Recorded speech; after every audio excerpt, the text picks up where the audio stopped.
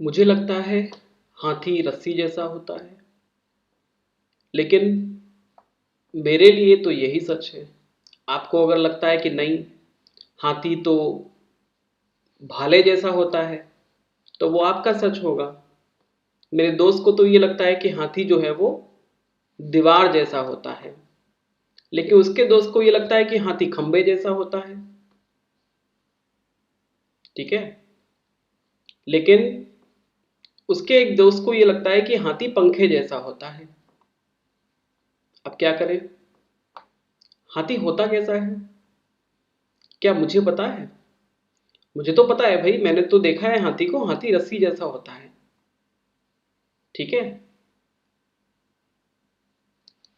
अब क्योंकि मैं आपको नहीं कह सकता कि हाथी जो है वो पंखे जैसा नहीं होता, हाथी दीवार जैसा नहीं होता, हाथी भाले जैसा नहीं होता। ठीक है। इसलिए आपको भी ये नहीं कहना चाहिए कि हाथी रस्सी जैसा नहीं होता। भाई मेरे लिए तो रस्सी जैसा होता है, क्योंकि मैंने अपनी आंखों से खुद ही देखा है। मैंने तो उसको अपने सेंस ऑर्गन से परसीव किया है कि हाथी जो है वो रस्सी जैसा होता है, और मैं सही हूं, मैं गलत नहीं हो सकता। लेकिन यही प्रॉब्लम तो उस व्यक्ति की है जो ये कहता है कि हाथी पंखे जैसा है, क्योंकि मैंने तो हाथी को पंखे जैसा देखा है। ठीक है। प्रॉब्लम तो उसकी भी सॉल्व नहीं हुई जो ये कहता है कि हाथी खंबे जैसा है। अब क्वेश्चन ये अराइज होता है कि हाथी है कैसा? क्या हाथी रस्सी है? क्या हाथी दीवार है? क्या हाथी पंखा है? क्या हाथी भाला है? क्या हाथी खंबा है? हाथी है क्या? कैसा है हाथी? कौन बताएगा? कोई तो होगा जो बताएगा कि नहीं, हाथी ऐसा नहीं है, हाथी कैसा है। क्या मैं गलत हूं मैं ये कहता हूं हाथी रस्सी जैसा है? क्या वो व्यक्ति गलत है जो ये कहता है कि हाथी खंबे जैसा है? या वो व्यक्ति गलत है जो कहता है हाथी भाले जैसा है, या फिर हाथी दीवार जैसा है? कौन गलत है? अगर हम सब गलत हैं और सब ये दावा करते हैं कि हमने अपने सेंस ऑर्गन से हाथी को परसीव किया है, तो फिर कौन आएगा हमें बताने के लिए कि हाथी कैसा है? हम सब यही तो करते हैं अपनी लाइफ में। हमें लगता है हमारा सच सच है और आपका सच झूठ है। आपको लगता है आपका सच सच है, मेरा सच झूठ है। तो फिर कौन आएगा बताने के लिए कि किसका सच सच है और किसका सच झूठ है? क्या मेरी बात में जरा भी सच्चाई नहीं है जब मैं ये कहता हूं कि हाथी रस्सी जैसा है? क्या थोड़ा बहुत सच है? क्या उसकी बात में बिल्कुल भी सच्चाई नहीं है जो ये कहता है कि हाथी खंबे जैसा है? क्या थोड़ा बहुत सही है? अगर वो ये कहता है कि मैंने अपने सेंस ऑर्गन से हाथी को परसीव किया है और वो मुझे हाथी खंबे जैसा लगा है, इसका मतलब ये है कि हाथी जो है वो खंबा है या फिर हाथी खंबे जैसा है। तो मेरी भी तो वही प्रॉब्लम है, मैं भी तो वही कह रहा हूं कि मैंने खुद अपने सेंस ऑर्गन से परसीव किया है कि हाथी जो है वो क्या है, रस्सी है या फिर रस्सी जैसा है। अगर हम दोनों सही हैं तो फिर हाथी कैसा है? हाथी तो हमें खुद नहीं बता सकता, तो फिर कौन बताएगा? कैसे होगी ये प्रॉब्लम सॉल्व? इसी प्रॉब्लम की सॉल्यूशन के लिए हमारे पास एक दर्शन है, भारतीय दर्शन, इंडियन फिलॉसफी, जिसको हम बात करते हैं जिसकी हम बात करते हैं भारतीय दर्शनों में, जो कि हमारे यूपीएससी के सिलेबस का सेकंड टॉपिक है। Welcome to Darshan IAS.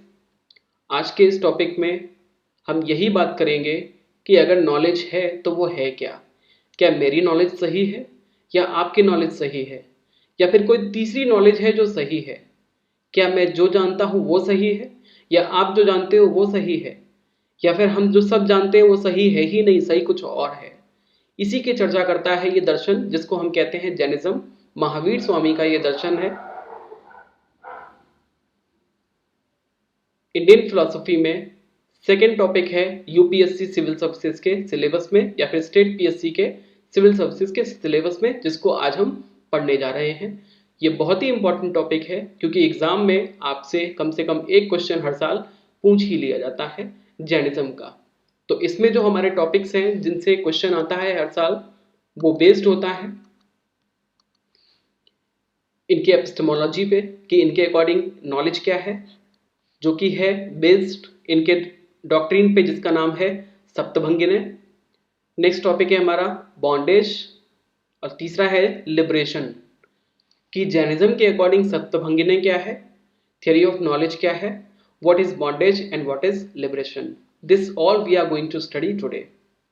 So welcome you all to my class. If you are new to my class, what you have to do is just subscribe my channel and press the bell icon so that you can get the notifications of next classes and next philosophies. So let us start. इसके introduction की बात करते हैं. Jainism traditionally known as Jain Dharm is an ancient Indian religion. Jainism जो है वो हमारा पुराना भारतीय दर्शन है जिसको हम जैन धर्म के नाम से भी जानते हैं. Followers of Jainism are called Jains, और जो जैनिज्म के जो फॉलोअर्स होते हैं उनको हम जैन्स के नाम से जानते हैं.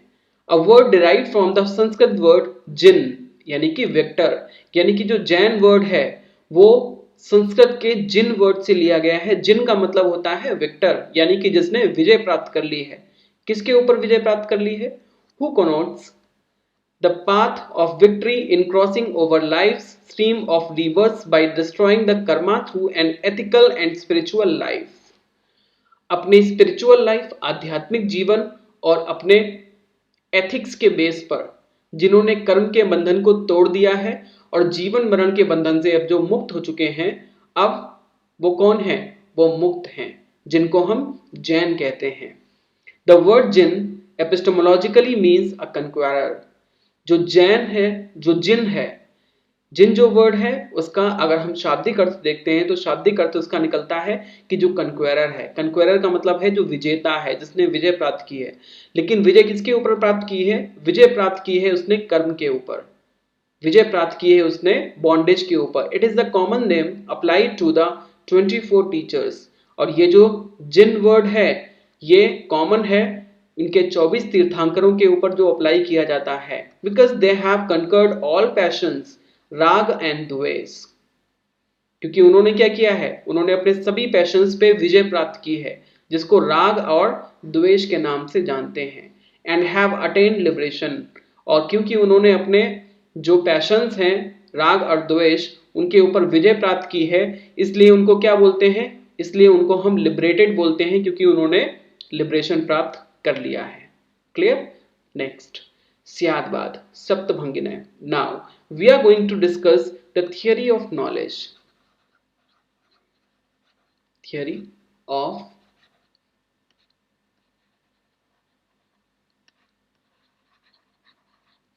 ऑफ नॉलेज, जो कि बहुत ही इंपॉर्टेंट एस्पेक्ट है, बहुत ही इंपॉर्टेंट पॉइंट है, इंपॉर्टेंट टॉपिक है आपके जैनिज्म फिलोसॉफी का.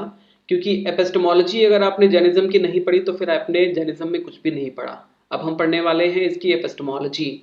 स्यादवाद is an important aspect of Jaina theory of judgment in relation to the Jaina theory of the epistemological view of Jainism that we can know only some aspects of reality and so all our judgments are necessarily relative is known as स्यादवाद. ठीक है, यानी कि जो Jainism है, Jainism के जो theory है उसके क्या है? उसके कई सारे एस्पेक्ट्स हैं जिनको हम जजमेंट्स के थ्रू जानते हैं. और वो जो जजमेंट्स हैं that is the judgement in relation to the Jainism theory. और इसका मतलब ये है कि उनके अकॉर्डिंग जो नॉलेज है वो कैसी है? वो एब्सोल्यूट ना हो के वो कैसी है? रिलेटिव है. रिलेटिव का वही मतलब है कि जैसे मुझे लगता है कि हाथी रस्सी जैसा है, आपको लगता है हाथी खंबे जैसा है. ठीक है, तो इसका मतलब ये है कि जो नॉलेज है वो कैसी है? वो एब्सोल्यूट नहीं है. अगर एब्सोल्यूट होती तो आपको भी ऐसा लगता है कि हाथी रस्सी जैसा है, दुनिया के सभी लोगों को लगता है कि हाथी रस्सी जैसा है या फिर खंबे जैसा है. लेकिन ऐसा नहीं है. इसका मतलब जो नॉलेज है वो कैसी है? वो रिलेटिव है, वो एब्सोल्यूट नहीं है. The word syad literally means probable. Syad का मतलब होता है, स्याद का जो लिटरल मीनिंग होता है वो होता है प्रोबेबल.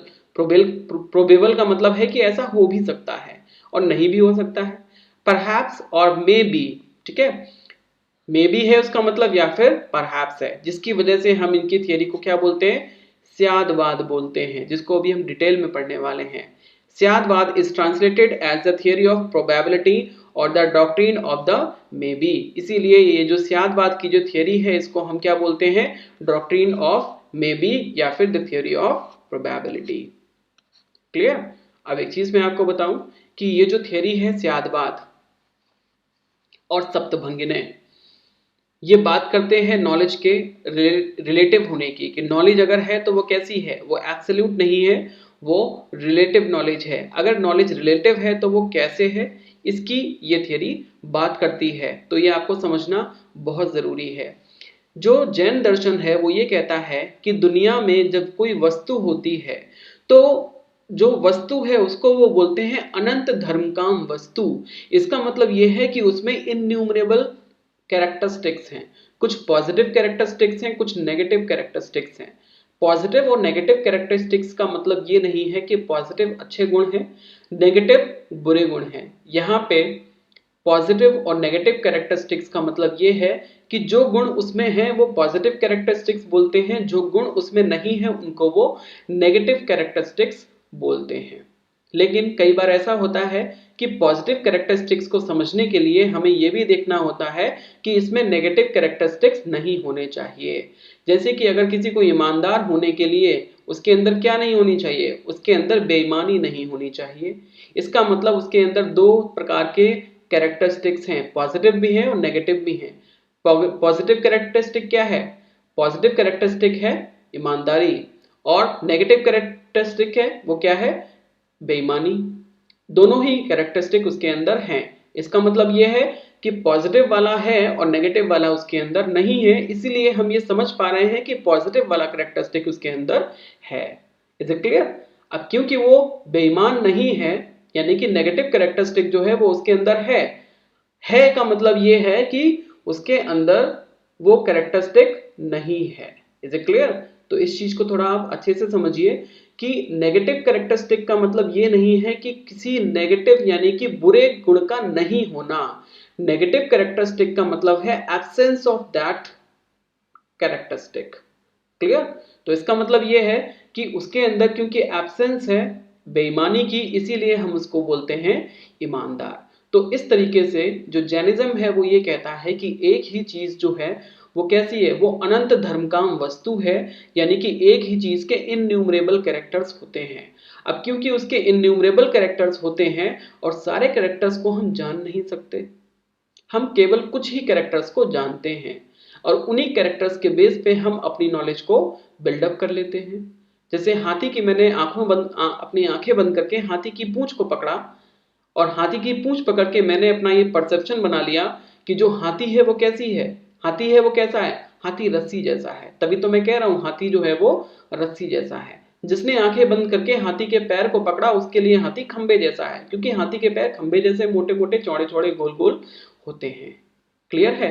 तो ना मैं गलत हूं अपनी जगह, ना वो गलत है। क्यों? क्योंकि हम सभी लोगों का जो नॉलेज का दायरा है वो क्या है, वो रिलेटिव है।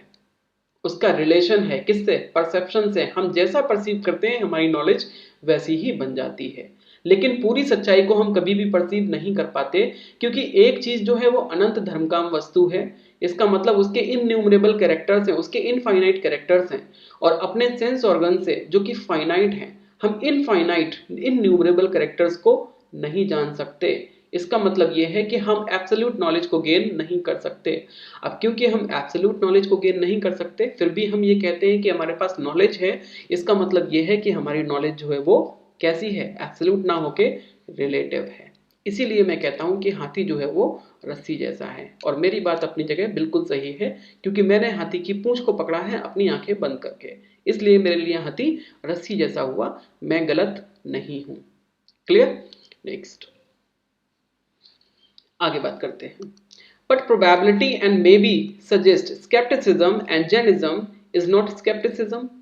अब जो प्रोबेबिलिटी है, जो शायद वाली बात है कि ऐसा हो भी सकता है, ये स्केप्टिसिज्म की तरफ जाता है। स्केप्टिसिज्म का मतलब ये है कि ये डाउट की तरफ जाता है। लेकिन जो जैनिज्म है वो डाउट नहीं है, वो स्केप्टिसिज्म नहीं है। कैसे? Again the word syat is translated as somehow और परहैप्स। क्योंकि जो वर्ड स्यात है उसका मतलब डाउट नहीं है, उसका मतलब यह है कि ये भी हो सकता है और कुछ और भी हो सकता है। Clear? Next, the word syat is used here in the sense of relative, and the correct translation of syadvad is the theory of relativity of knowledge। यहां पे जो syad है उसका मतलब सिर्फ relativity है। उसका मतलब डाउट नहीं है, उसका मतलब सिर्फ रिलेटिविटी है कि हाँ, एक एस्पेक्ट के हिसाब से आपकी बात अपनी जगह सही है, इसमें कोई डाउट वाली बात नहीं है। Reality has infinite aspects which are all relative and we can know only some of these aspects। जैसा कि मैंने आपको अभी बताया कि जो रियलिटी है उसमें इन्यूमरेबल कैरेक्टर्स होते हैं, लेकिन हम कुछ को ही जान पाते हैं अपने सेंस ऑर्गन से परसीव करके। All are judgements therefore are necessarily relative.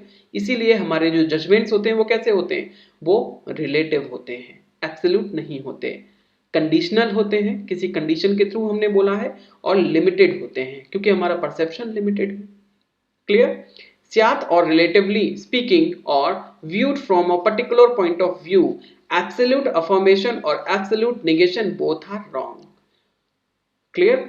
अगर मेरे पीछे रखा हुआ जो गमला है उसको अगर मैं ये कहता हूं हाँ सच में ये गमला है, तो भी मैं गलत हूं। अगर मैं ये कहता हूं सच में ये गमला नहीं है, तब भी मैं गलत हूं। हाँ, मुझे क्या कहना है, हाँ ये गमला हो भी सकता है और नहीं भी हो सकता है, even after looking from my eyes.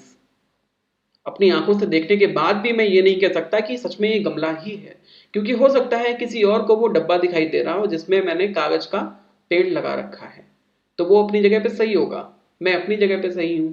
अब क्योंकि दोनों सही नहीं हो सकते, इसका मतलब ये है कि दोनों की जो नॉलेज है वो कैसी है, वो रिलेटिव है, वो एब्सोल्यूट नहीं है। क्लियर? नेक्स्ट, अब यहाँ पे एक फोटो देख रहे हैं आप सभी लोग। यहाँ पे एक हाथी है, हाथी को 6 लोगों ने आंखें बंद करके टच किया।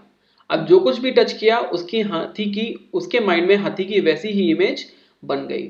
जिसने हाथी के कान को पकड़ा वो ये कहता है कि इट्स अ फैन, हाथी जो है एक पंखे जैसा है। जिसने हाथी के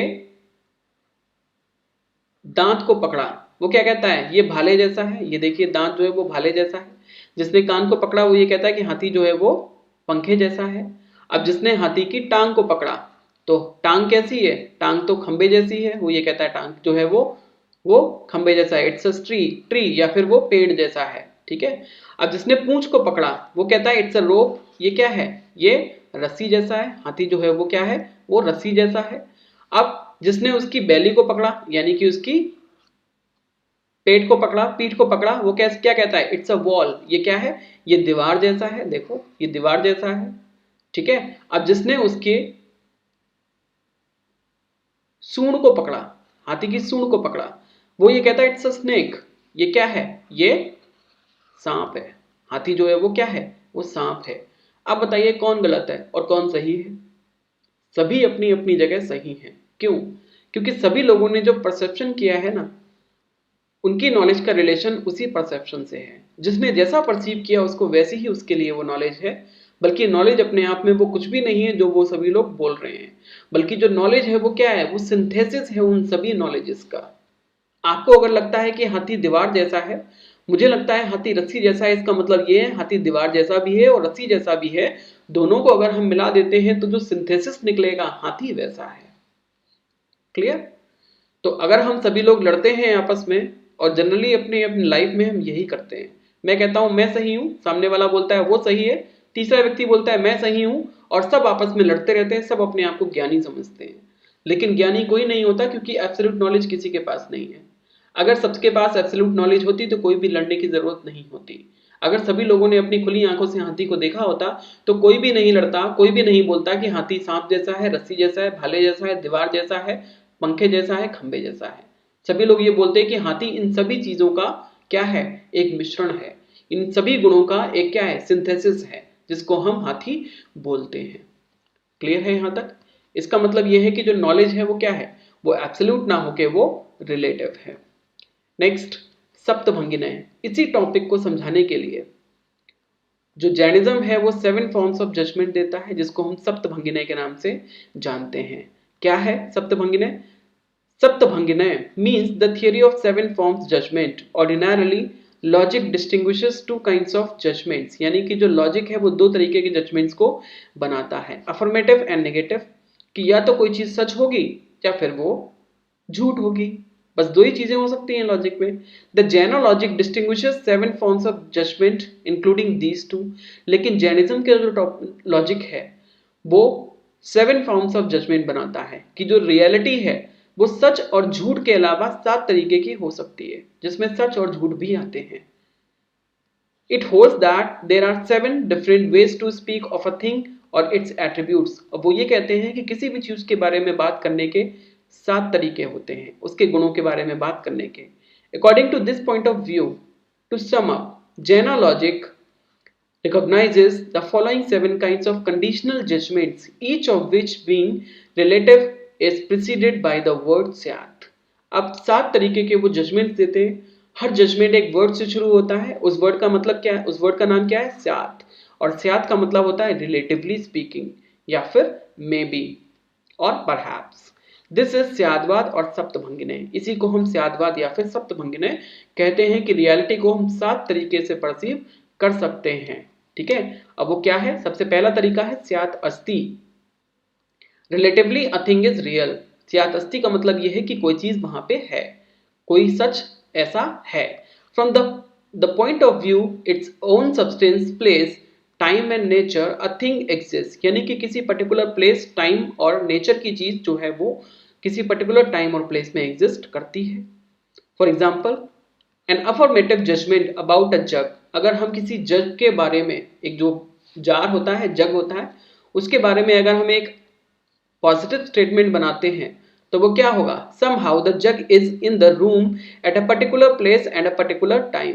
यानी कि एक जो जग है वो रूम में रखा है, तो रूम क्या है? एक पर्टिकुलर प्लेस, और रखा है का मतलब वो पर्टिकुलर टाइम यानी कि प्रेजेंट टाइम में रखा हुआ है। And as jug of a particular description, और जो जग है उसका कोई पर्टिकुलर डिस्क्रिप्शन है कि वो स्टील का है, शीशे का है, लंबा है, छोटा है, गोल है, कैसा है, या फिर कितनी कैपेसिटी उसमें आती है।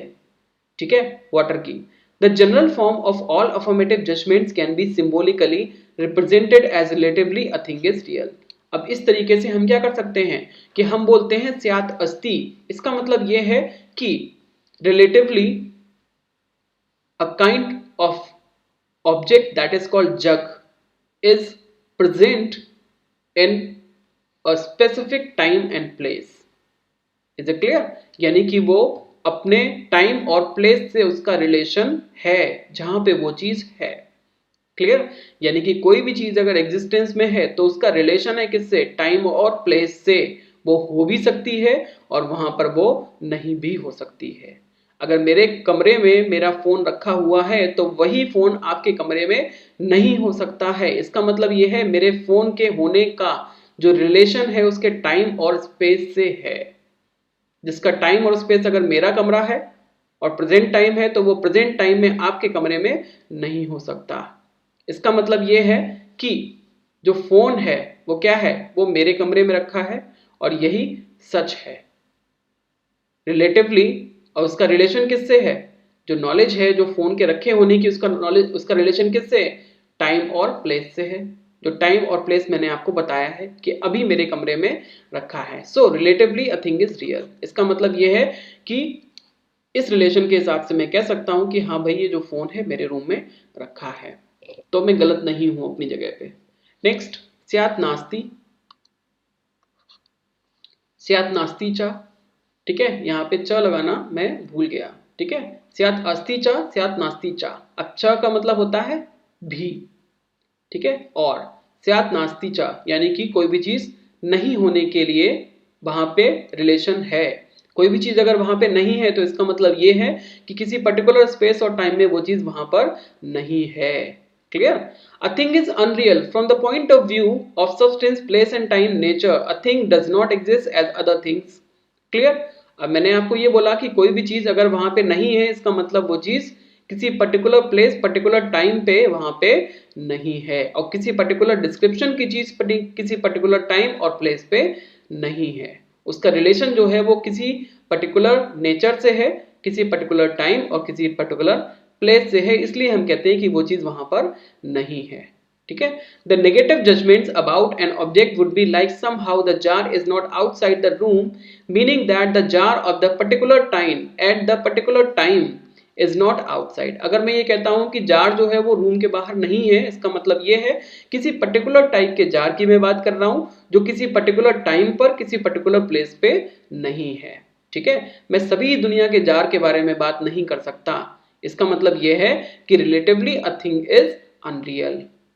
ठीक है, the general form of all negative judgements is relatively a thing is unreal. तो इसलिए हम क्या करते हैं, हम एक नेगेटिव जजमेंट बनाते हैं और कहते हैं कि वो पर्टिकुलर चीज वहां पे नहीं है। हम एक जनरल स्टेटमेंट नहीं बोल सकते, हमारे लिए स्पेसिफिक होना चाहिए हमारी नॉलेज, क्योंकि वो जनरल नहीं है। अगर मैं ये बोल दूंगा कि जग वहां पर नहीं है, इसका मतलब यह है कि दुनिया के कोई भी जग वहां पे नहीं है, लेकिन मैं दुनिया के सारे जगहों की बात नहीं कर सकता, क्योंकि वो सारे जग एक किसी पर्टिकुलर टाइम और प्लेस पे नहीं हो सकते।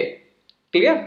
तो इसका मतलब यह है कि मैं किसी पर्टिकुलर जग की बात कर रहा हूं और किसी पर्टिकुलर टाइम और प्लेस पे नहीं होने की बात कर रहा हूं। इसका मतलब यह है कि उस पर्टिकुलर जग का रिलेशन टाइम और प्लेस से है। इसका मतलब यह है कि relatively a thing is unreal, कि कोई चीज अगर वहां पर नहीं है तो कोई पर्टिकुलर चीज वहां पे नहीं है। ऐसा नहीं है कि कोई भी चीज वहां पे नहीं है।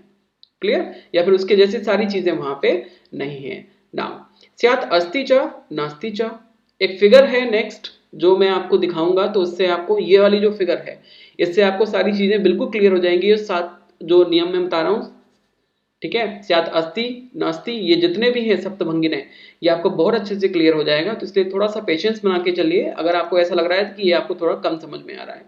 थियरी पहले हम पढ़ लेते हैं, उसके बाद में मैं आपको पिक्चर दिखाऊंगा, उसमें आपको सब कुछ बिल्कुल क्लियर हो जाएगा।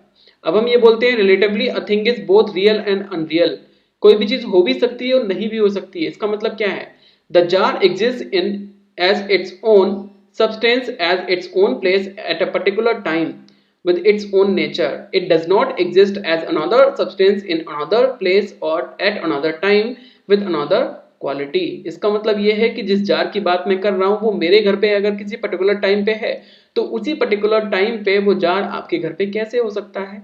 इसका मतलब यह है कि वो जार है भी और नहीं भी है कहां, मेरे यहाँ, नहीं कहां, आपके यहाँ। ठीक है, the general form of this judgment would therefore be relatively a thing is both real and unreal। तो इस तरीके से हम कह सकते हैं कि अगर मैं ये कहता हूं कि जार है तो वो पर्टिकुलरली मेरे घर पे है, अगर आप ये कहते हो कि जार है तो वो पर्टिकुलरली अगर आप ये कहते हो कि जार नहीं है तो पर्टिकुलरली आपके घर पे नहीं है। यानी कि होने और नहीं होने की दोनों की दशा एक साथ हो सकती है, लेकिन पर्टिकुलर टाइम पे उनका रिलेशन होगा किसी टाइम और प्लेस से। हम एक जनरल स्टेटमेंट नहीं दे सकते। मैं ये नहीं कह सकता कि जार नहीं है, नहीं है का मतलब ये हो जाएगा कि वो कहीं नहीं है। अगर मैंने ये कहा कि मेरे घर पे नहीं है तो मैं ठीक हूं, क्योंकि उसका रिलेशन मेरे घर से है, प्लेस और टाइम से है। क्लियर? यानी कि अगर मैं कोई बात बोलता हूं तो वो कैसी होनी चाहिए, वो उसका रिलेशन प्लेस और टाइम से, पर्टिकुलर नेचर से होना चाहिए। अगर मैं यूनिवर्सल बात को कहता हूं तो वो ठीक नहीं है, क्योंकि वो सभी पे अप्लाई में नहीं कर सकता। क्लियर? नेक्स्ट, स्यात् अवक्तव्यम, यानी कि जो कोई भी चीज है वो इनडिस्क्राइबेबल है। Relatively a thing is indescribable, किसी भी चीज को मैं डिस्क्राइब नहीं कर सकता। A jar is black when raw and red when it is baked, यानी कि जो जार था, जो मिट्टी का बर्तन था, वो कैसा था, वो पहले काला था और जब इसको बेक किया गया, पकाया गया, गर्मी में तपाया गया, तो वो कैसा हो गया, रेड हो गया, रेड हॉट। ठीक है, लाल हो गया। But if we are asked what is the real colour of the jar under all conditions, the only honest reply would be that the jar can not be described. ठीक है, तो अगर आपसे ये क्वेश्चन किया जाता कि वही जार का सभी सर्कमस्टेंसेस में, सभी कंडीशंस में कलर क्या होगा, तो आप उस जार के कलर को नहीं बता पाएंगे। तो उसको हम क्या बोलेंगे, इनडिस्क्राइबेबल, स्यात् अवक्तव्यम च, कि हम किसी भी चीज के बारे में उसका क्या नहीं दे सकते, डिस्क्रिप्शन नहीं दे सकते, उसको डिस्क्राइब नहीं कर सकते। इसका मतलब ये नहीं है कि उसमें कोई डिस्क्राइब करने के लिए कोई चीज नहीं है, लेकिन पर्टिकुलर टाइम और प्लेस में है। इसलिए हम नहीं कह सकते कि ये व्यक्ति अच्छा है या ये व्यक्ति बुरा है, मैं उसको डिस्क्राइब नहीं कर सकता, क्योंकि किसी पर्टिकुलर टाइम पे वो अच्छा होता है, किसी पर्टिकुलर टाइम पे वो बुरा होता है। इसलिए हमें क्या नहीं करना चाहिए, किसी भी व्यक्ति के बारे में अपना जो परसेप्शन है वो नहीं बनाना चाहिए। क्लियर? मैं नहीं कह सकता यूनिवर्सल तरीके से कि ये व्यक्ति अच्छा है। अगर वो अच्छा है तो मेरे लिए है, आपके लिए नहीं होगा। अगर वो बुरा है तो वो मेरे लिए है, आपके लिए नहीं होगा। बस इसी बात को समझाने की कोशिश की है किसने, जैनिज्म ने, अपनी थियरी स्याद्वाद के थ्रू, कि कोई भी सच अगर सच है तो वो आपके लिए है, उसका रिलेशन आपसे है, आपके सेंस ऑर्गन से है, आपके एक्सपीरियंस से है, वो सबके लिए एक जैसा नहीं होता। Judgement would therefore relatively a thing is indescribable. तो इस तरीके से हम कह सकते हैं कि कोई भी चीज जो है वो कैसी होगी, वो इनडिस्क्राइबेबल होगी। नेक्स्ट है आपका फिफ्थ वाला, स्यात् अस्ति च अवक्तव्यम च, कि कोई भी चीज हो भी सकती है और वो इंडिस्क्राइबेबल भी हो सकती है एक ही टाइम पे। कैसे? Relatively a thing is real and indescribable, कि कोई भी चीज हो भी सकती है और हम कह भी नहीं सकते कि वो कैसी है। हो सकती है लेकिन कैसी है हमें नहीं पता। वी हैव अफर्मेशन एंड इंडिस्क्राइबेबिलिटी, कि है तो लेकिन कैसी है ये हमें नहीं पता। Bye combining the first and the fourth successively we get this form of judgment that is relatively a thing is real and indescribable, कि कई बार चीजें होती तो हैं लेकिन उसके बाद में हम डिस्क्राइब नहीं कर सकते कि ये अच्छी है या फिर बुरी है। ठीक है, उसको हम आगे समझेंगे पिक्चर के थ्रू कि कैसे कब कब ऐसा होता है। नेक्स्ट, स्यात् नास्ति च अवक्तव्यम च, कि कोई चीज है भी नहीं इसलिए हम बोलते हैं कि उसके बारे में हमें नहीं पता। Relatively a thing is unreal and is indescribable, कि जब कोई चीज है नहीं तो हम बोलते हैं कि भाई है नहीं तो हमें पता नहीं है, हम कुछ कह नहीं सकते, हम उसको डिस्क्राइब नहीं कर सकते। ठीक है, क्योंकि वो चीज हमारे सामने नहीं है, ईश्वर हमारे सामने नहीं है, इसलिए ईश्वर के बारे में मैं कुछ भी डिस्क्राइब नहीं कर सकता। We have negation and indescribability. By combine the second and fourth standpoint successfully, we have this judgment form that is relatively a thing is unreal and indescribable, कि कोई भी चीज पर्टिकुलर प्लेस और टाइम पे नहीं है इसलिए मैं उसको डिस्क्राइब नहीं कर सकता। क्लियर? स्यात् अस्ति च नास्ति च अवक्तव्यम च, कि कोई भी चीज हो भी सकती है नहीं भी हो सकती है और वो इंडिस्क्राइबेबल भी है, उसको मैं डिस्क्राइब नहीं कर सकता। हो भी सकती है नहीं भी हो सकती, मैं कुछ कह नहीं सकता उसके बारे में। Relatively a thing is real unreal and indescribable, हो भी सकती है नहीं भी हो सकती, मैं कुछ कह नहीं सकता। We have affirmation, negation and indescribability. By combining the third with the fourth point of view successfully we get this form of judgment relatively a thing is real unreal and indescribable too, कि कोई भी चीज real भी हो सकती है unreal भी हो सकती है, हम कह नहीं सकते उसके बारे में कि वो कैसी है, मैं उसको डिस्क्राइब नहीं कर सकता। ठीक है, आगे बात करते हैं। अब ये जो पिक्चर है इससे आपको पता चल जाएगा, ये एक व्यक्ति है और ये बम है। ठीक है, दिवाली पे आपके साथ में ये एक्सपीरियंस खूब हुआ होगा कि आप एक बम में आग लगा के छोड़ देते हैं और दूर हट जाते हैं। अब हल्के हल्के उसमें आग जो है उसकी जो सुतली होती है जिसमें आग लगाते हैं आप, वो हल्के हल्के सुलगती है, उसमें चिंगारी निकलती है तो आपको लगता है इसमें आग है। एक टाइम ऐसा भी आता है चिंगारी निकलना बंद हो जाती है लेकिन फिर भी आप बम के पास नहीं जाते हो, आपको डर होता है कि एकदम से फट ना जाए, एकदम से चिंगारी जो है वो अंदर ना पहुंच के वो फट ना जाए और मुझे वो नुकसान ना पहुंचा दे। ठीक है, तो आपको क्या लगता है, आप उसके बारे में सर्टन नहीं होते। अब इसी कंडीशन को समझने के लिए, स्याद्वाद को समझने के लिए ये कंडीशन बहुत अच्छी है, ये एग्जांपल सबसे अच्छा है। इसमें आप क्या करते हो, जब आपको ये लगता है कि उसमें आग है, ठीक है, स्यात् अस्ति च यानी कि बम में आग है, बम में आग है लेकिन हो भी सकती है नहीं भी हो सकती, किसी पर्टिकुलर टाइम और पर्टिकुलर प्लेस पे किसी पर्टिकुलर बम में आग हो सकती है और नहीं भी हो सकती है। ठीक है, तो ये क्या हो गया, स्यात् अस्ति च। अब ये जो सेकंड वाला है आपका, इसमें क्या है, नॉन एग्जिस्टेंस, यानी कि ये बात करता है नॉन एग्जिस्टेंस की। Relatively a thing is unreal, कि जो आग है वो हो सकता है नहीं हो लेकिन मैं क्लियर नहीं हूं क्योंकि मैंने देखी नहीं है। ठीक है, स्यात् नास्ति च, जो आग है नहीं होने की भी संभावना वहां पे है क्योंकि उसमें क्या नहीं हो रहा है, जो चिंगारी है वो नहीं निकल रही है। ठीक है, थर्ड वाला है, अब थर्ड वाला है क्योंकि उसमें चिंगारी भी नहीं निकल रही है, वो फट भी नहीं रहा है। ठीक है, अब लेकिन जो आग है वो पूरी तरीके से बुझ भी नहीं रही है। अब मैं बड़ा कंफ्यूज हूं, मैं कह नहीं सकता कि सच में इसमें आग है या नहीं है। ठीक है, इसमें आग है या नहीं है। ठीक है, ये क्या है, इंडिस्क्राइबेबिलिटी यानी कि थर्ड वाला हो गया आपका। ठीक है, अब फोर्थ वाला कौन सा होता है, फोर्थ वाले में कहते हैं हम स्यात् अस्ति च और स्यात् नास्ति च, यानी कि आग हो भी सकती है और आग नहीं भी हो सकती है, ना तो मैं होने के लिए सर्टन हूं और ना ही ना होने के लिए सर्टन हूं। तो वो कौन सा हो गया, वो आपका फोर्थ वाला हो गया, स्यात् अस्ति च स्यात् नास्ति च। अब फिफ्थ वाला क्या होगा, फिफ्थ वाले में कौन कौन सा आ रहा है, एक तो 1 वाला आ रहा है, दूसरा 3 वाला, यानी कि स्यात् अस्ति च स्यात् अवक्तव्यम च, कि स्यात् आग है तो लेकिन उसको मैं डिस्क्राइब नहीं कर सकता कि आग उसमें सच में है, क्योंकि उसमें जो जो उसकी जो सुतली है ना उसमें क्या हो रहा है, उसमें चिंगारी नहीं निकल रही है। ठीक है, तो मैं उसको डिस्क्राइब नहीं कर सकता। अब जो 6 वाला जजमेंट होगा वो क्या होगा, स्यात् नास्ति च स्यात् अवक्तव्यम च, कि नहीं भी है लेकिन मैं कह नहीं सकता कि आग नहीं है। दिख तो नहीं रही है आग, लेकिन मैं ये कह नहीं सकता कि आग नहीं है, क्योंकि कई बार ऐसा होता है कि आग दिखती नहीं है लेकिन जैसे ही बम के पास जाओ वो एकदम से फट जाता है। ठीक है, तो ये कौन सा 6 वाला हो गया जो कि सेकंड और थर्ड से मिलके बना है। अब जो 7th वाला है, 7th वाले में आपका फर्स्ट भी आ जाता है, सेकंड भी आ जाता है और थर्ड भी आ जाता है, यानी कि स्यात् अस्ति च स्यात् नास्ति च स्यात् अवक्तव्यम च, कि आग हो भी सकती है और नहीं भी हो सकती है, लेकिन मैं दोनों के बारे में कुछ कह नहीं सकता सर्टेनिटी से।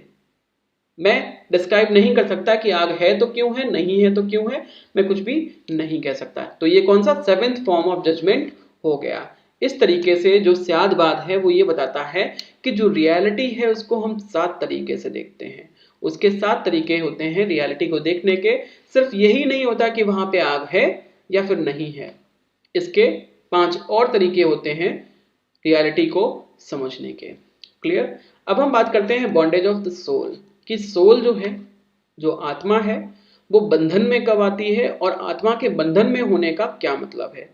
एक बार इसको अगर हम समझ जाएंगे तो हम ये भी समझ जाएंगे कि आत्मा बंधन में कब नहीं होती है। ठीक है। The suffering individuals for the Jainas there are jivas और living conscious substance called the soul, यानी कि जो सफरिंग इंडिविजुअल्स हैं, यानी कि जो जीवित प्राणी हैं, जो उनके जीवन में दुख है, वो क्या करते हैं, उनके लिए, जैनास के लिए, आर जो लोग हैं वो कौन है, जीवित प्राणी जो है वो क्या है, वो कॉन्शियस सब्सटेंस है, जिनको हम क्या बोलते हैं, जिनको हम सोल बोलते हैं, यानी कि उनको हम आत्मा बोलते हैं। The soul is inherently perfect, जो आत्मा है वो अपने आप में परफेक्ट होती है, कंप्लीट होती है। It has infinite potentiality with in, जिसके अंदर इनफाइनाइट पोटेंशियलिटी होती है, सभी प्रकार की कंप्लीटनेस होती है। The soul is either liberated और मंडेन। अब जो सोल है, जो आत्मा है, वो 2 तरीके की हो सकती है, या तो वो लिबरेटेड होगी या फिर वो मंडेन होगी, यानी कि या तो वो मुक्त होगी या फिर वो बंधन में होगी। ठीक है। मंडेन का मतलब है वर्ल्डली, यानी कि सांसारिक है। जो सांसारिक आत्मा है वो मुक्त नहीं है। मैं एक सांसारिक आत्मा हूं तो इसका मतलब यह है कि मैं मुक्त नहीं हूं, क्योंकि मैं संसार में रहता हूं और संसार में रह के मैं कर्म करता हूं। मेरी आत्मा जो है वो क्या करती है, वो कर्म करती है और कर्म के बंधन में मैं फंसा हुआ हूं, इसका मतलब मैं मुक्त नहीं हूं। ठीक है। कर्म, अब जो कर्म है, कर्मा जो है वो क्या है, अकॉर्डिंग टू जैनिज्म, जैना believe that Karma is a physical substance that is everywhere in the universe. अब जो कर्मा है वो ये कहते हैं, जो जैनिज्म है वो ये कहता है कि जो कर्मा है वो क्या है, वो एक फिजिकल सब्सटेंस है जो यूनिवर्स में हर जगह रहता है। Karma particles are attracted to the soul by the actions of that soul. अब जो कर्मा पार्टिकल्स हैं वो क्या करते हैं, वो सोल से चिपक के रहते हैं। ठीक है। और वो सोल से किस लिए चिपकते हैं, क्योंकि सोल कुछ ऐसे एक्शंस करती है जिसकी वजह से जो कर्मा के पार्टिकल्स हैं वो उससे अट्रैक्ट हो जाते हैं। अब जो कर्मा है वो क्या है, वो सब्टल मैटर, यानी कि सूक्ष्म मैटर है। ठीक है। Which enters into the soul and causes its bondage, जो आत्मा में प्रवेश कर जाता है और उसके बंधन का कारण बनता है। बाय इग्नोरेंस, अज्ञानता के कारण, it identifies itself with matter. अब ये इट कौन है, इट है सोल। ठीक है। अब सोल जब कर्म से मिल जाती है, कर्मा से मिल जाती है, कर्मा के पार्टिकल्स जब सोल से मिल जाते हैं, तो जो सोल है वो अपने आप को क्या समझने लगता है, वो अपने आप को मैटर में अपने आप को आइडेंटिफाई करता है, यानी कि अपने आप को वो बॉडी समझने लगता है, शरीर समझने लगता है। Karma is the link which unites the soul to the body. ठीक है। और कर्मा ही वो लिंक होता है जो सोल को बॉडी से कनेक्ट, यूनाइट करता है। उसको ये लगता है कि ये शरीर मेरा है, शरीर के दुख को वो अपना दुख समझने लगता है, कौन, आत्मा, और तभी आत्मा दुखी हो जाती है। ठीक है।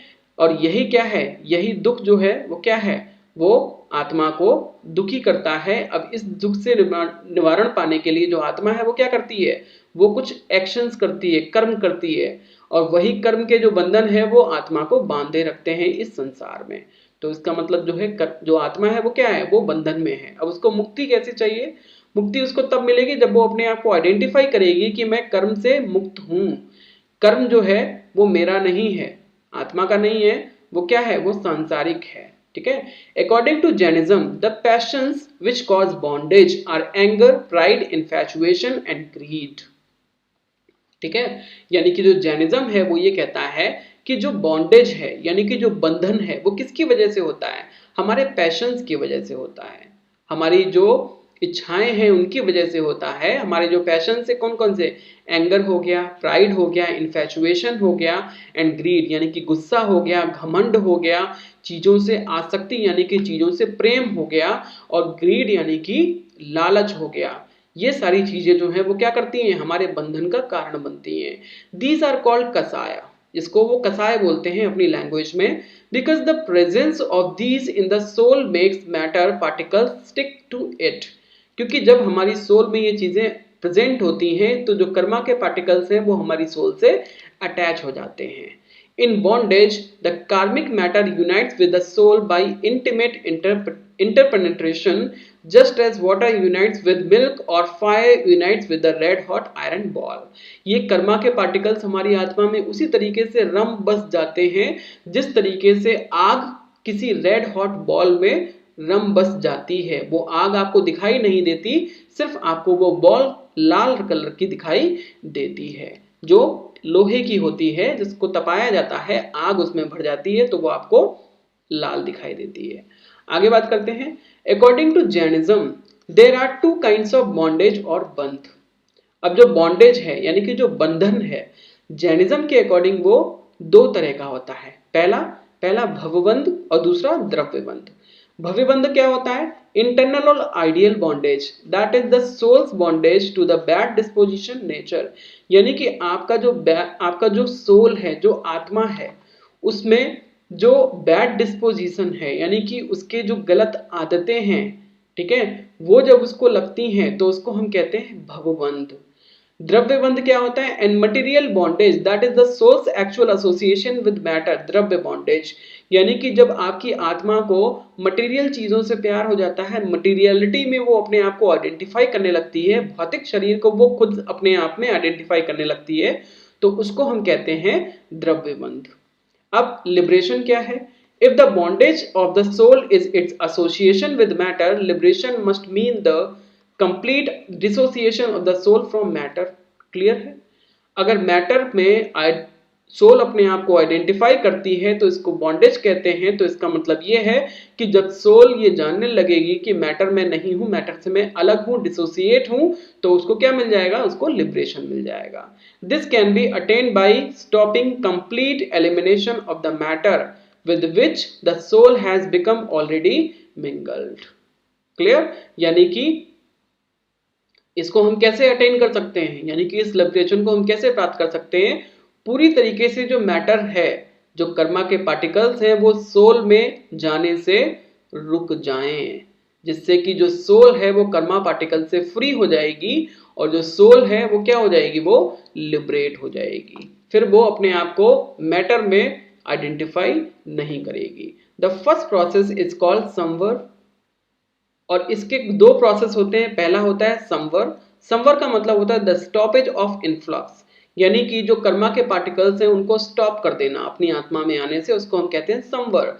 एंड द सेकेंड निर्जर, और दूसरा जो है उसको हम निर्जर कहते हैं। इसका मतलब क्या है, exhaustion of wearing out of karma in the soul, जो सोल में आपके ऑलरेडी कर्मा के पार्टिकल्स हैं उनको बाहर निकालना, इसको हम बोलते हैं क्या, इसको हम बोलते हैं निर्जर। संवर का मतलब है कर्मा पार्टिकल्स को आने से रोकना, निर्जर का मतलब है जो ऑलरेडी हमारी सोल में जो कर्मा के पार्टिकल्स हैं उनको निकाल के बाहर फेंकना। ये दो प्रोसेस होते हैं जिससे आप कर्मा से अपनी आत्मा को मुक्त करते हैं। कर्मा पार्टिकल से मुक्त करते हैं तो उसी आत्मा को फिर हम क्या कहेंगे, उसको हम लिबरेट कहेंगे, लिबरेटेड सोल कहेंगे। नेक्स्ट, अब जो संवर एलिमेंट्स हैं वो क्या होते हैं, एक बार देख लेते हैं। संवर एलिमेंट्स, संवर स्टॉपेज तत्व। संवर means obstruction of stoppage of influx. संवर का मतलब होता है, जो मैंने आपको अभी बताया, कि जो कर्मा के पार्टिकल्स हैं उनको अपनी आत्मा में आने से रोकना। The stopping of impure virtuous and wicked emotions influx bye means of pure passionless modifications, that is right belief, knowledge and right conduct is called psychic stoppage, bhav samvar। ठीक है, यानी कि जब आप बुरे कर्मों को, बुरी आदतों को अपने सोल में आने से रोकते हो तो उसको हम बोलते हैं भव संवर। संवर भी दो तरीके का होता है, भव संवर और दूसरा द्रव्य संवर। ठीक है, तो भव संवर वही होता है जो आपके साइकिक स्टॉपेज करता है, यानी कि मन में, आपके आत्मा में जो कर्मा के पार्टिकल्स हैं उनका जो फ्लक्स बना हुआ, इनफ्लक्स जो है, जो कंटिन्यूटी बनी हुई है, उसको रोकने का काम करता है। Eight the same moment, according to this psychic stoppage, the automatic stopping of the inflow of the fresh karmic matter is called material stoppage। ठीक है, और जो फ्रेश कार्मिक मैटर जो है उसको अपनी आत्मा में आने को रोकना, उसको हम बोलते हैं द्रव्य संवर। क्लियर, यानी कि जो बुरी आदतें हैं उनको अपनी आत्मा से में आने को रोकने को हम बोलते हैं भव संवर, और जो मटेरियल चीजों से जो आत्मा जो है अपने आप को आइडेंटिफाई कर रही है उसको रोकने को हम बोलते हैं द्रव्य संवर। Clear, next now we are going to talk about nirjara element. निर्जर का मतलब क्या होता है? जो ऑलरेडी प्रेजेंट है आपके आत्मा में उसको निकाल के बाहर फेंकना। क्या? जो कर्मा के पार्टिकल्स हैं। अब दो तरीके से होंगे, वो भी द्रव्य होंगे और भव होंगे और द्रव्य होंगे। अब देखते हैं आगे किस तरीके से। निर्जर शेडिंग तत्व। Nirjara means partial release from bondage, that is partial shedding, dissociation of bondage. निर्जर का मतलब होता है पार्शियल तरीके से, पूरी तरीके से नहीं, पार्शियल तरीके से जो बॉन्डेज है उसको क्या करना, उसको डिसोसिएट करना। The partial end of shedding, dissociation of impurity in the form of auspicious and inauspicious desires, emotions from the state of the soul by means of partial growth of purity, desirelessness as the consequence of concentration and reliance on one's own perfectly blissful pure soul is called psychic shedding, that is called bhav nirjar। यानी कि अपनी आत्मा में जो आपके inauspicious और जो आपके इमोशनल जो स्टेट्स हैं, जो इम्प्योरिटीज हैं, उनको बाहर निकाल के फेंकने को हम बोलते हैं भव निर्जर। ठीक है, and at the same moment the automatic partial shedding of karmic matter which are fit for shedding from the soul is called material shedding, द्रव्य निर्जर। और उसी टाइम पे जब मटेरियल शेडिंग होती है, यानी कि मटेरियल चीजों से आपकी आत्मा की जो आसक्ति है, जो उसका क्या है, जो इन्फैचुएशन है, जब वो बाहर निकलता है तो उसको हम बोलते हैं द्रव्य निर्जर। Clear, Trinity. अब हम देखते हैं, अब ये जो है ये कैसे पॉसिबल होता है। इसके लिए जो जैनिज्म है वो ट्रिनिटी को रिस्पॉन्सिबल करता है। वो ये कहता है कि अगर आपको ये बॉन्डेज के लिए, बॉन्डेज हटा के लिबरेशन लेके आना है अपनी सोल के लिए, तो उसके लिए आपको क्या करना पड़ेगा, ट्रिनिटी को अपनाना पड़ेगा। और ट्रिनिटी का मतलब होता है right faith, right knowledge and right conduct.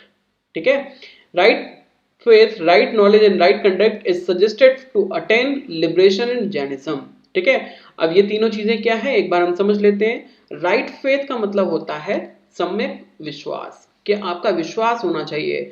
अब क्वेश्चन ये भी अराइज होता है कि विश्वास किस पे होना चाहिए, विश्वास जो है वो किस पे होना चाहिए, इसको एक बार देख लेते हैं। Right faith, the first step in the process of self-realization is to discard superstitious beliefs and to adopt a rational attitude in life।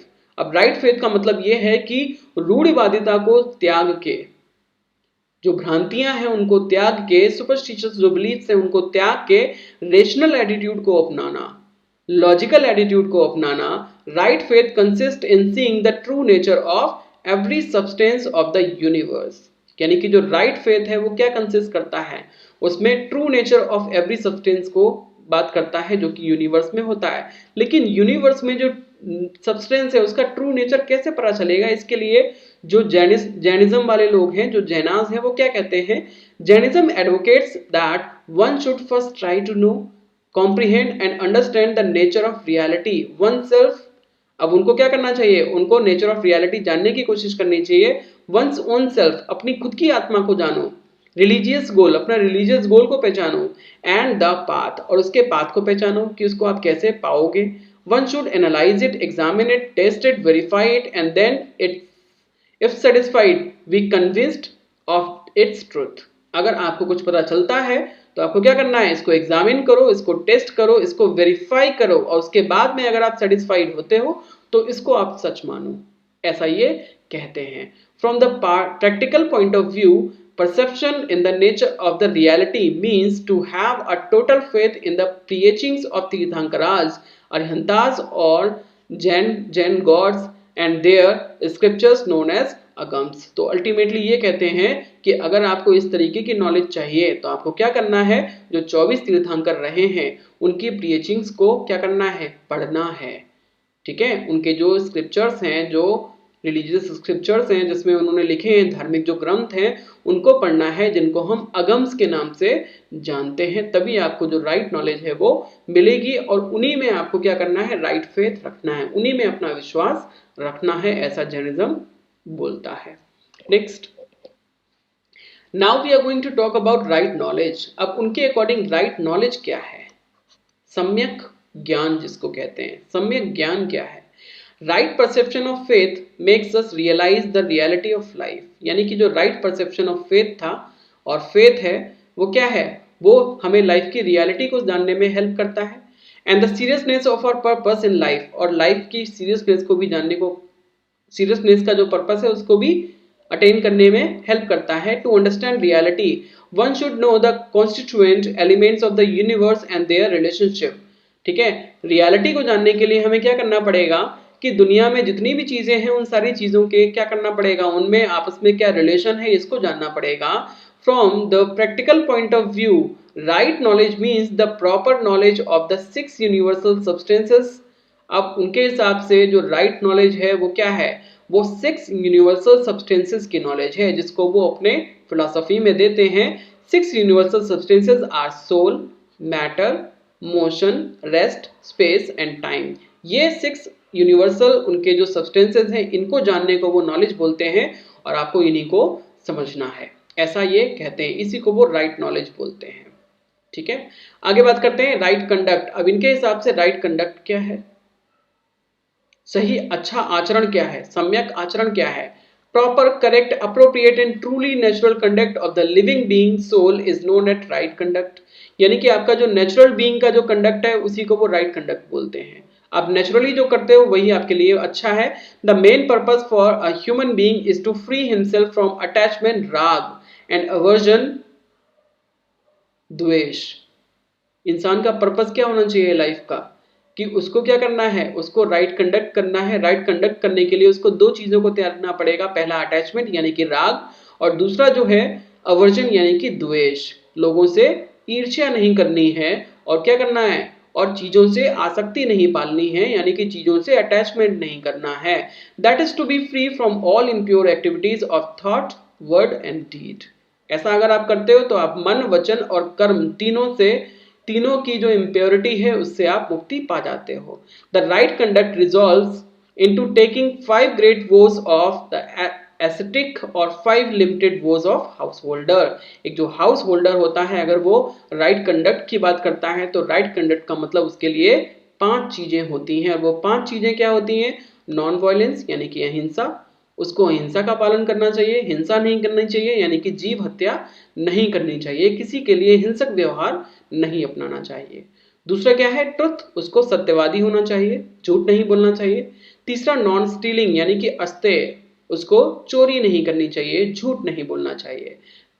Fourth है आपका चेस्टिटी यानी कि ब्रह्मचर्य, उसको आजीवन ब्रह्मचर्य का पालन करना चाहिए।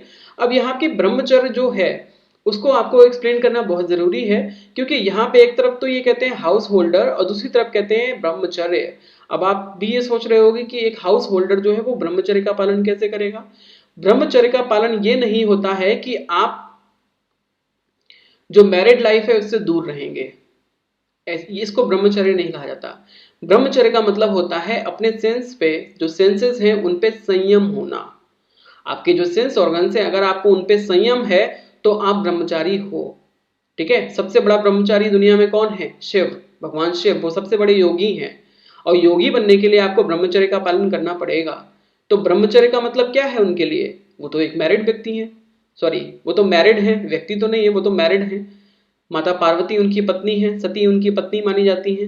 ठीक है, तो वो क्या है, वो भी तो एक हाउस होल्डर, उनके बच्चे भी हैं, गणेश और कार्तिकेय। तो फिर भी वो ब्रह्मचारी है, कैसे, क्योंकि वो उनकी जो सेंस ऑर्गन्स है उनको उनपे संयम है। ठीक है। तो जिसको अपने सेंस ऑर्गन्स पे जो आपकी मनोवृत्तियां होती हैं, जो चित्तवृत्तियां होती हैं, उन पे अगर आपको निरोध आता है तो चित्तवृत्तियों का जो निरोध है वही ब्रह्मचर्य है। Clear. Next, non possession, non attachment अपरिग्रह, यानी कि चीजों का क्या नहीं करना है, चीजों का एकत्रीकरण नहीं करना है। जो चीजें आपकी जरूरत की नहीं है उनको आप स्टोर मत कीजिए, किसी जरूरतमंद को दे दीजिए। ठीक है, चीजों को आप अपने पास मत रखिए, जितने आपकी जरूरत की चीजें उतनी आप यूज कीजिए और बाकी चीजें जो जरूरत की नहीं है किसी और को दे दीजिए। इसको क्या कहते हैं, अपरिग्रह। ठीक है, तो इस तरीके से हम देखते हैं कि जो जैनिज्म है उसकी जो एपिस्टेमोलॉजी है, जो एपिस्टेमोलॉजी है यानी कि उसकी जो ज्ञान मीमांसा है वो कैसी है, वो रिलेटिव है, वो एब्सोल्यूट नहीं है। वो ये कहता है कि आपके ज्ञान का रिलेशन आपके टाइम और स्पेस और सर्कमस्टेंसेस से होता है। कोई भी ज्ञान जो है वो अपने आप में एब्सोल्यूट नहीं होता। नेक्स्ट, आगे बात करते हैं कंक्लूजन की। Right faith and right knowledge are required for right conduct and all are interdependent। यानी कि जो right faith और right knowledge है ना, उसके लिए right conduct की जरूरत होती है। अगर आप सम्यक विश्वास करते हो और सम्यक ज्ञान प्राप्त करना चाहते हो तो आपको उसके लिए क्या करना पड़ेगा, सम्यक व्यवहार करना पड़ेगा, यानी कि राइट कंडक्ट करना पड़ेगा। तभी आप सही नॉलेज और सही फेथ को पा पाओगे। ठीक है, क्योंकि ये सारी चीजें एक दूसरे के ऊपर इंटरडिपेंडेंट हैं। The Trinity is necessary for a successful life, और यही ट्रिनिटी एक सक्सेसफुल लाइफ के लिए जरूरी है। This threefold discipline helps us realise our own intrinsic purity, और ये जो थ्री फोल्ड रियलिटी है यही हमें अपनी इम्प्योरिटी को समझने में हेल्प करती है। The trinity must be cultivated collectively to ensure liberation, और इस ट्रिनिटी का क्या होना चाहिए, जो गोल है वो क्या होना चाहिए, टू इंश्योर लिबरेशन। इसी से हमें मोक्ष की प्राप्ति हो सकती है। Clear. Now this is all about this topic, and now we are going to discuss the previous year questions that have appeared in the UPSC civil services exam. And the first question appeared in 2020, which means in the last year, and that is of 10 marks. ठीक है, अब ये क्या कहता है, examine the concept of karma according to Jainism। Karma का concept Jainism में क्या है, karma is the physical particles जो कि आपकी आत्मा में अटैच हो जाते हैं, जिसकी वजह से आपकी आत्मा जो है अपने आप को मैटर के साथ में आइडेंटिफाई करने लगती है। तो उसी को हम क्या बोलते हैं, उसी को हम बॉन्डेज बोलते हैं। How does it bear upon their conception of liberation. अब क्योंकि वो बॉन्डेज में हो जाती है, बंध में आ जाती है, तो उसको हम क्या बोलते हैं, मंडेन। उस सोल को हम बोलते हैं मंडेन। अब उस सोल को मंडेन से लिबरेशन में कैसे लेके आएंगे, उसको लिबरेशन में लाने के लिए हमें क्या करना होगा, उसको ये पहचान करानी पड़ेगी कि that you are not identified with matter but you are the soul, and karma particles are not your own particles but that are distinct from you.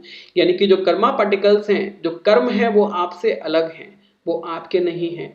Karma particles को आपको अपने अंदर नहीं आने देना है। इन केस अगर वो आ भी गए हैं तो उनको क्या करना है,